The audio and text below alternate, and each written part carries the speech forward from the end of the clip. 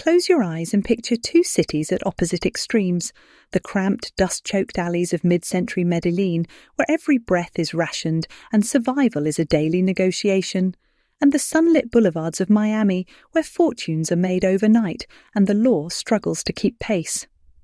In the seam between those worlds stood a woman whose life would refract both places into a single, brutal biography.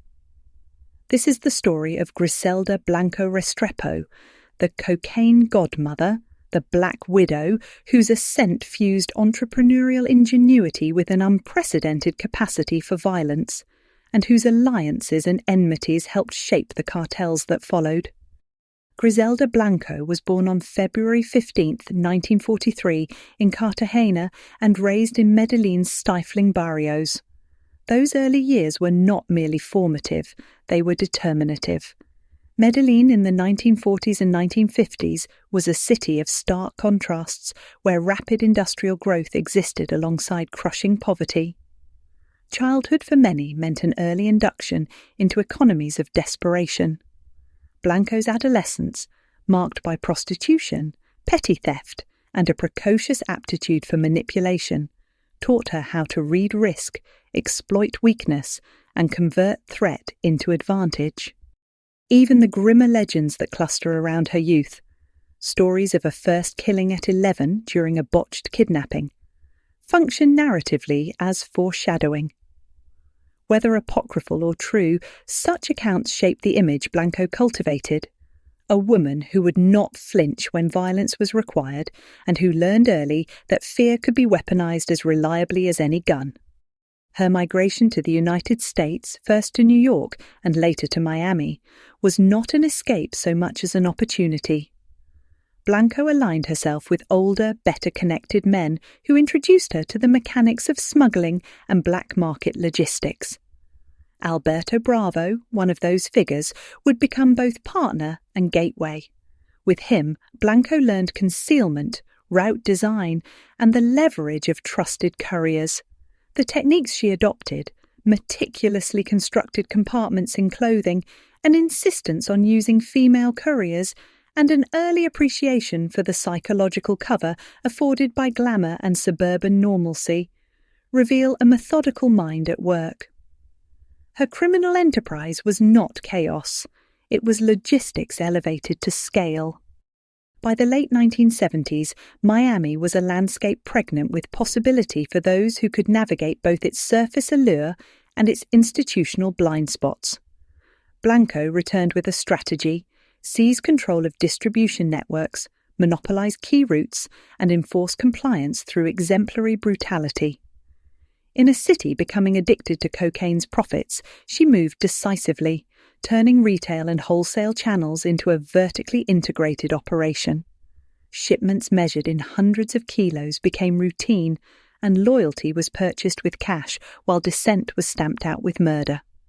The public spectacle of violence, bodies on sidewalks, motorcycle assassins in broad daylight, the normalization of assassination as a policy tool, was at once terror and governance. Violence served to settle disputes, but also to enforce a business model. When fear becomes predictable, it reduces friction in illicit markets. Blanco never operated in isolation. Her empire was one node within a far larger shifting constellation of traffickers, financiers, corrupt officials, and intermediaries. She moved in parallel with the figures who would become household names in Colombia and the United States: Medellin-based traffickers who controlled supply chains, US wholesalers who dominated city markets, and a host of smaller operators who functioned as brokers and muscle. Her relationships with other cartel leaders were complex and situational. At times she collaborated with elements of larger networks, purchasing product and sharing transport intelligence. At other times she competed fiercely for market share in South Florida, where loyalties were fluid and allegiances often transactional. The cartel world of those decades was not a single monolith, but an ecosystem of alliances, shifting coalitions and negotiated truces, and Blanco was a master of that environment. She made alliances when they served expansion, engineered betrayals when they served profit, and used intermediaries to smooth relations with larger players whose objectives sometimes diverged from hers. To understand Blanco's interactions with other cartel leaders is to understand the networked nature of narcotics trade leadership.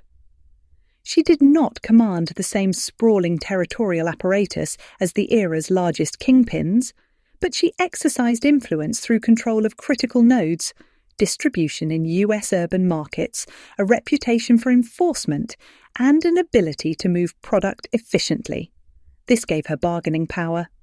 With large-scale suppliers, she negotiated terms. With US-based distributors, she formed commercial ties. When larger cartels sought reliability in foreign markets, they needed intermediaries like Blanco who could guarantee delivery and discipline retailers. Her relationships with major cartel figures ranged from transactional partnerships to cautious rivalry.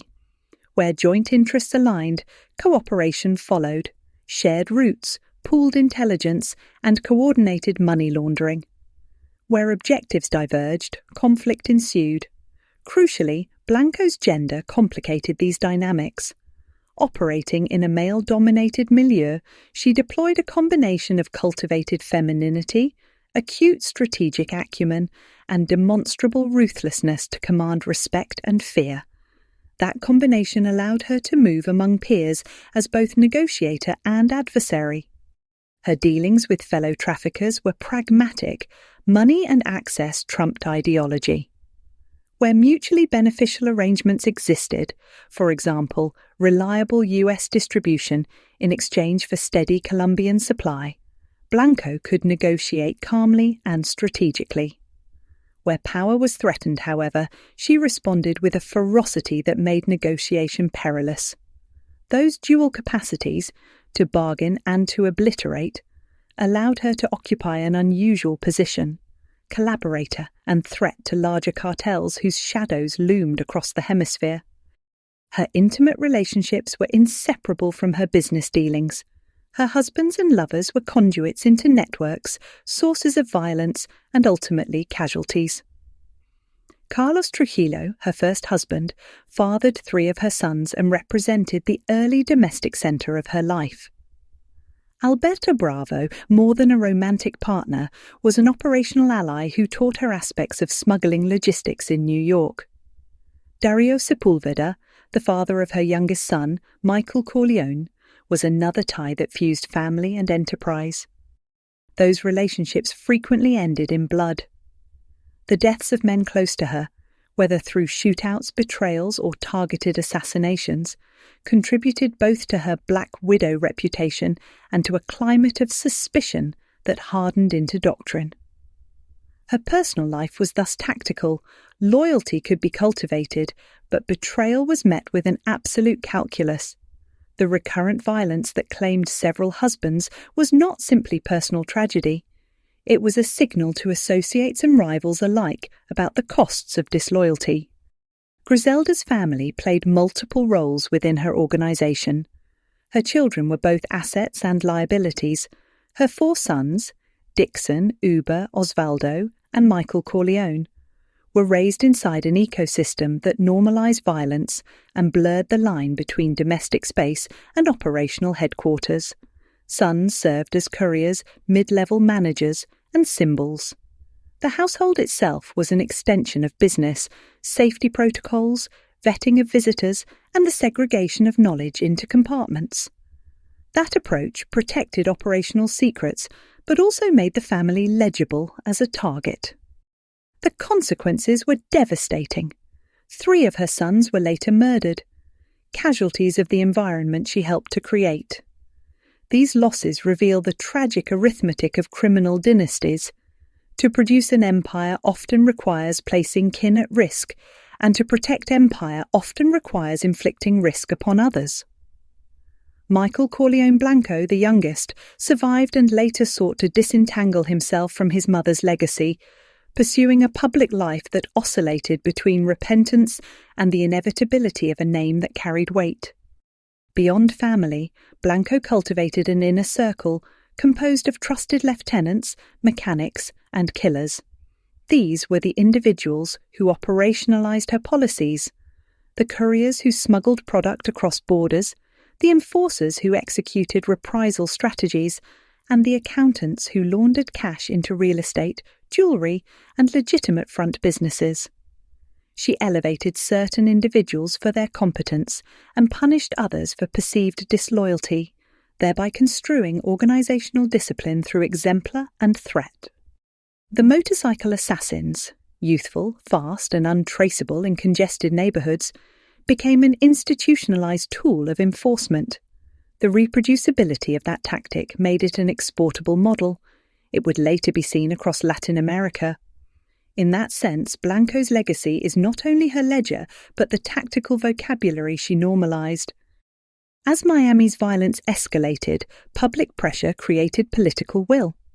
Federal agencies, emboldened by public outrage and congressional scrutiny, began to assemble the complex legal architecture necessary to dismantle transnational organisations.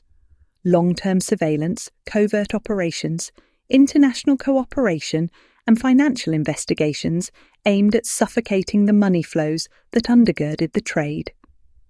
Blanco's notoriety made her a priority. Arrests, indictments, and protracted legal battles chipped away at her capacity to operate openly. The empire she had centralised in Miami and linked to Colombian supply chains could not withstand sustained legal pressure, combined with the inevitable betrayal of associates seeking leniency. Her arrest in the United States and subsequent conviction and incarceration represented both a tactical victory for law enforcement and a symbolic moment. The public spectacle of a female kingpin brought into the federal court system reframed the narrative of who could build and run an organised criminal enterprise. After nearly 2 decades in US custody, Blanco was deported to Colombia in 2004. She returned to a country transformed. The Medellin cartel had collapsed, rival organisations had reconstituted supply networks, and the tactical innovations she had once pioneered were now ubiquitous. She attempted a low-profile existence, yet the past has a long memory. On September 3, 2012, she was assassinated outside a butcher shop in Medellin by 2 gunmen on a motorcycle. An execution that was, in its irony, emblematic of the cycle she had helped institutionalise. In the wider tapestry of cartel politics, Blanco operated as both broker and provocateur. She maintained transactional ties with powerful supply networks in Colombia, negotiating prices and guarantees of quality while ensuring that distribution channels in the United States ran without interruption. At the same time, she cultivated relationships with mid-level Colombian operatives who could be counted on to protect shipments or to settle disputes quietly. These interactions were rarely straightforward alliances. They were calibrated exchanges in which reputation, timing, and ruthlessness each carried weight. Rivalries with other South Florida factions were often personal as much as commercial. Territorial disputes could escalate from threats to assassinations in a matter of days, and Blanco's readiness to sanction violence made her both feared and paradoxically courted. When larger cartels required stability in foreign markets, they sometimes deferred to her arrangements rather than challenged them, choosing the predictability of a single ruthless manager over the unpredictability of fragmented competition. Family served not only as a practical asset, but as a control mechanism. Placement of sons and sons-in-law in managerial roles created lines of loyalty that were difficult to penetrate. The family's visibility functioned as both propaganda and protection. A woman who held family close signalled domestic normalcy even as she orchestrated transnational crime. Yet this strategy also concentrated grief and exposure, making familial spaces targets for rivals and law enforcement alike. Among other cartel leaders, Blanco was an anomaly, a strategist who combined operational detail with theatrical displays of power. To some, she was an effective partner with market access and distribution knowledge. To others, she was an unpredictable force whose decisions could destabilise broader networks. Her gender, far from merely a curiosity, became a tactical variable. It allowed her to diffuse suspicion in some contexts and to exploit masculine expectations in others. Her life quickly passed into myth, dramatized in documentaries, dramatizations, and the popular imagination. That cultural afterlife complicates historical memory. It can illuminate structural causes, poverty, corruption, transnational demand. But it can also sanitize violence by converting the brutal to the cinematic. As storytellers, we bear responsibility for passing the archival truth from the mythology and for centering the human cost behind the legend. If we are to extract lessons from Blanco's life, they must be systemic. Criminal innovation responds to market incentives, and when supply meets demand amid institutional weakness, entrepreneurs of illegal commerce will emerge. Policy responses must therefore be holistic, combining international law enforcement cooperation with local investment in communities, alternatives to illegal economies, and strategies to reduce demand. Understanding Blanco is a case study in how economies of violence form and how, with concerted effort, some of their drivers can be diminished. Griselda Blanco was more than a headline. She was a practitioner of systems. She organized people, roots, and terror into a replicable enterprise that achieved remarkable economic efficiency at an unimaginable human cost. Her alliances with other cartel leaders, her use of family as both instrument and casualty, and her willingness to weaponize both intimacy and fear make her an instructive, if chilling, figure in the history of organized crime. Her death closed one violent chapter, but the mechanisms she helped perfect persist. To study her is not to romanticize cunning or celebrate transgression. It is to confront a set of social and institutional failures that allowed such a figure to rise and to consider what policies, investments, and ethical choices might prevent the next one. If you found this examination valuable, subscribe for more long-form history and analysis. Click like if you want deeper dives into cartel networks and criminal economies, and ring the bell to be notified when we release our documentary breakdowns. Tell us in the comments what part of Griselda Blanco's story you want us to investigate next. Her logistics and smuggling methods, the court cases and legal documents, or the human stories of those she affected. Thank you for watching. Join us as we continue to trace the systems that shape our world.